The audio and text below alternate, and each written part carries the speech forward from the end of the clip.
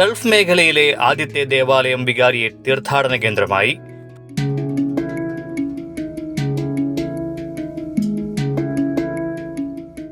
എൺപത്തിയഞ്ച് വർഷത്തെ വിശ്വാസത്തിന്റെയും സ്നേഹത്തിന്റെയും സാക്ഷ്യമായി നിലകൊള്ളുന്ന മാതൃദേവാലയം ബഹ്റൈനിലെ സേക്രഡ് ഹാർട്ട് കത്തോലിക്ക ദേവാലയം ചരിത്രത്തിന്റെ പുതിയ അധ്യായത്തിലേക്ക്.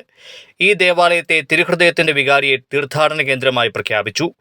വടക്കൻ അറേബ്യയുടെ അപ്പസ്തോലിക് വികാരി ബിഷപ്പ് ആൽഡോ ബറാർഡി OST മുഖ്യ കാർമ്മികത്വം വഹിച്ച ദിവ്യബലിയിലാണ് ഈ ചരിത്രപരമായ പ്രഖ്യാപനവും സമർപ്പണവും നടന്നത്.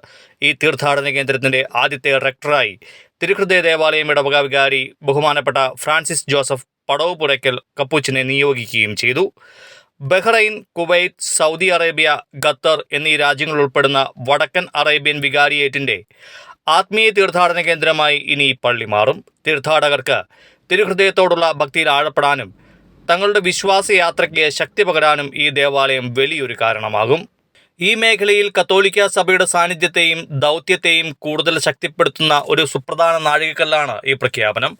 85 വർഷക്കാലം ആയിരക്കണക്കിന് വിശ്വാസികൾക്ക് ആത്മീയമായ അഭയവും ആശ്വാസവും നൽകിയ ഈ മാതൃദേവാലയം ഇനി മുതൽ ഒരു വികാരിയേറ്റ് തീർത്ഥാടന കേന്ദ്രമായി മാറുമ്പോൾ തിരുഹൃദയത്തിന്റെ അനന്തമായ സ്നേഹം കൂടുതൽ പേരിലേക്ക് പകരപ്പെടും.